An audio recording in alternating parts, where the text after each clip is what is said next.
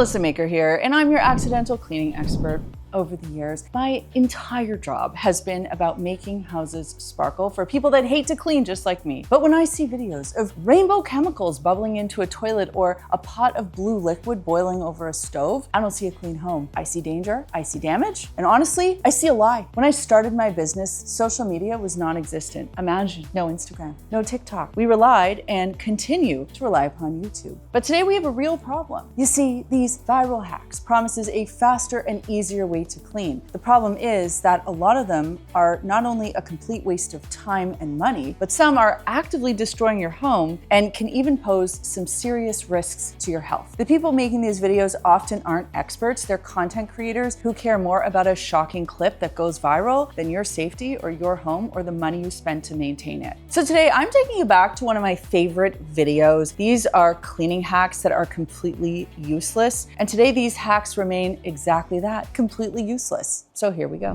Now you'll notice I let my hair air dry today, but when I really want a style to hold, I'm going to grab a can of hairspray. But you know when I'm not gonna grab a can of hairspray? When I have an ink stain on something, because hairspray is not the solution for dealing with an ink stain. Now, as a cleaning expert, I know my way around the cleaning world, but I also know when I can corroborate my ideas and my hunches with other experts. So I called up my friend Zach from Jeeves, New York. He's got a huge TikTok account and an Instagram following too, where he just puts all kinds of laundry and stain removal challenges out there. So I called him up and I said, I just want to run my thoughts by you about hairspray for stain removal. And we had a conversation. We were totally simpatico about it. And here's what we discussed. Stain removal for ink can be accomplished by using an alcohol. Now, hairspray oftentimes is alcohol-based. But hairspray also includes a whole bunch of other sticky things that get your hair about yay high as needed, and you don't want that on your clothes. Zach explained it to me where hairspray effectively starches the rest of your clothing. So it's like you're getting an ink stain off maybe, but then you're also adding a whole bunch of other sticky stuff onto your clothing that you'll then have to remove. Not to mention the fact that you're also paying for hairspray, which is expensive. Use the purest, simplest thing that can get the stain off. So if you have an ink stain, you're gonna slip a towel under the garment so that the ink stain doesn't transfer. You're going to dab it with a little bit of alcohol, not a lot, you don't want it to spread. You're gonna flush it with water and you're going to repeat until that stain is faint. Then you can launder it, and if the stain still exists, you can try again. But that's all you need to do. No hairspray. Keep it for the curls.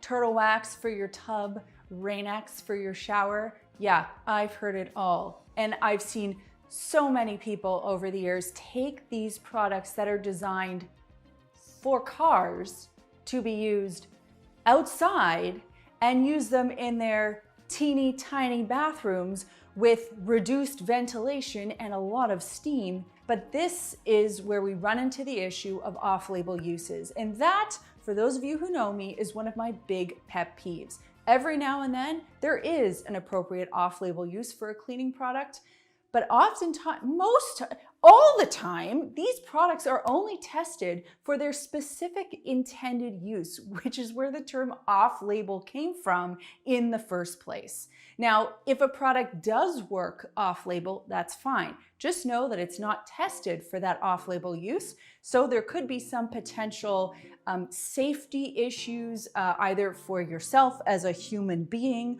or for your finishes that might be undetermined or unknown because the product was never intended for that use in the first place. So my point is, just because it could work at reducing water spots on your shower or in your tub doesn't mean you should use it. Instead, look for a product that has been purposefully designed to solve that problem. Many years ago, we did a sponsored video with a product called Enduro Shield. And that's exactly what it's designed for. It's a coating that you can apply to your wet surfaces to help repel water and reduce the need to ever have to clean off hard water stains, because the water just literally drips off. It's a pretty amazing product, and you don't have to take any risks of using this unstudied stuff in your small tight, tiny bathroom where you're breathing stuff in.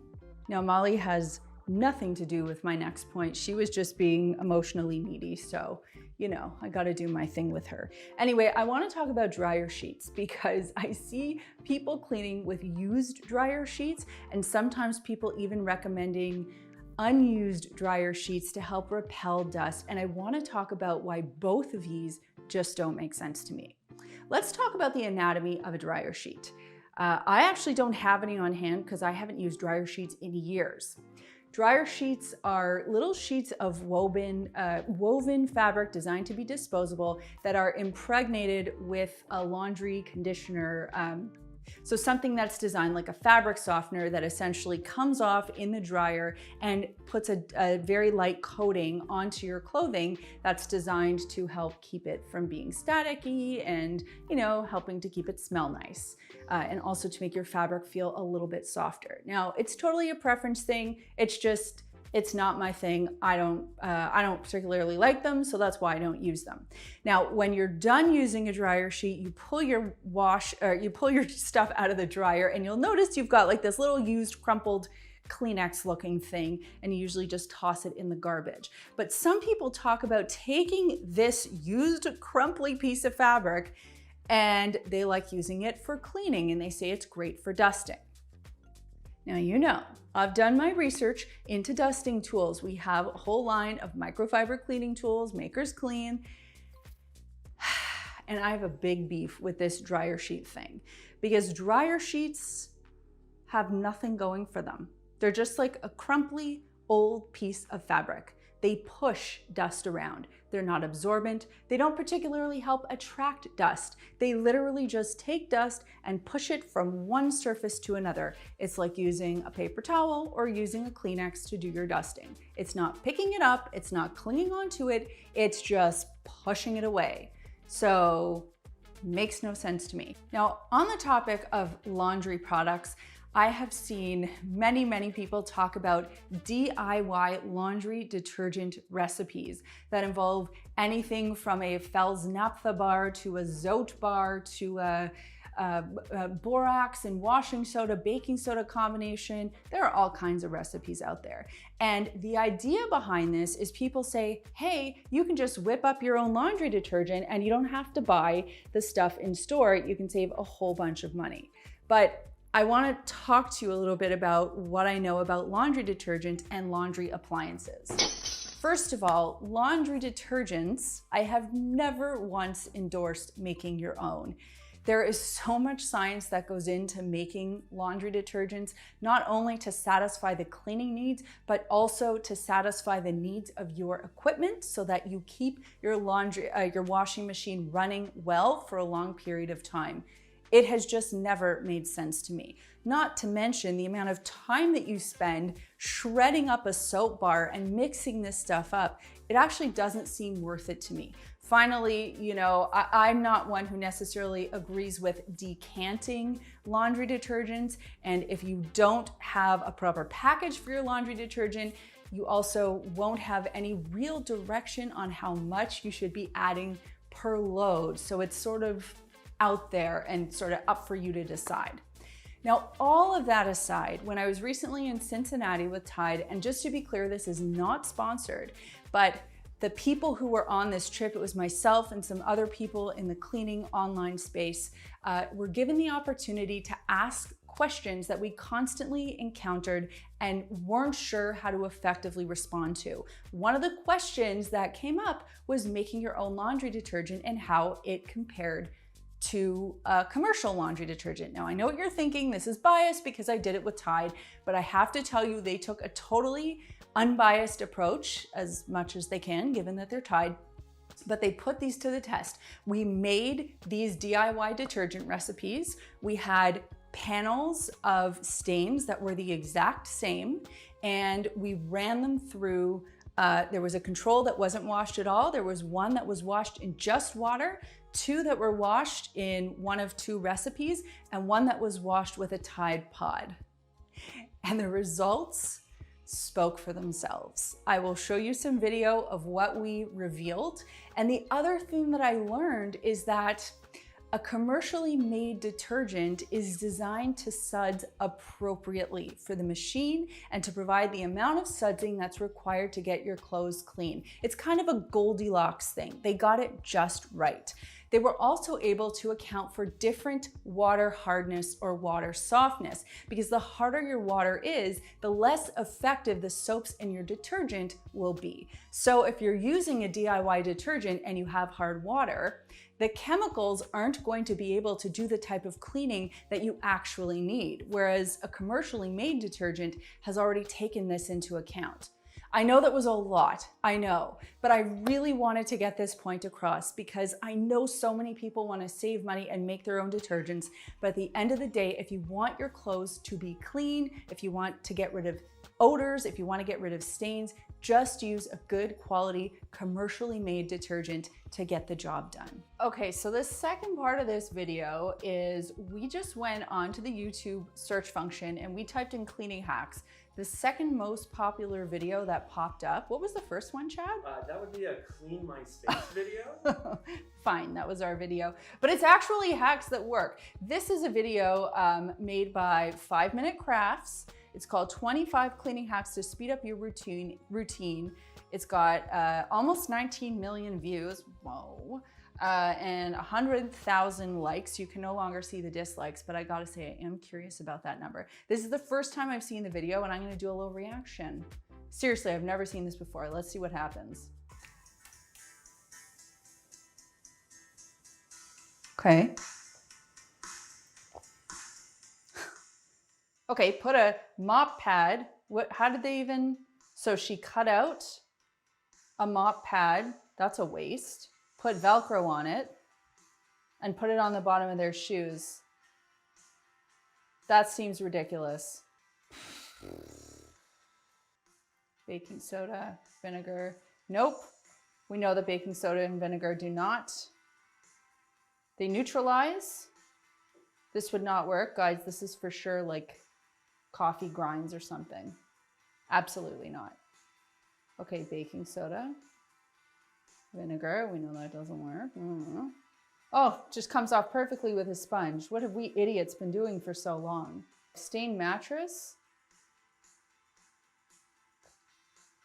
Baking soda and vinegar again, and dish soap. Nope, that would never, no, that would never get a stain out. It's like they took mud and they put it on an otherwise clean sink. Like toothpaste and Coke. What is even going on here? Another fake stain. Ketchup. So ketchup is often talked about as something that you can use as a brass cleaner. I have no idea why they're putting ketchup on stainless steel. Sticker. Hair dryer. Okay, this one does work. I have tried it. You have to use the hair dryer for about 30 seconds, but it does work. Fine, they put one hack in these 25 that actually work. Toothpaste on a sponge.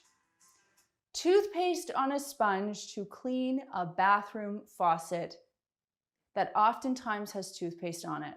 Now, toothpaste, for those of you who have brushed their teeth before, is a sticky substance that has absolutely no business being used on a faucet. Now, I can understand the idea of using a cream cleanser to clean a faucet, but toothpaste is not that. Do I have to keep watching this garbage? No. Okay, I've seen enough.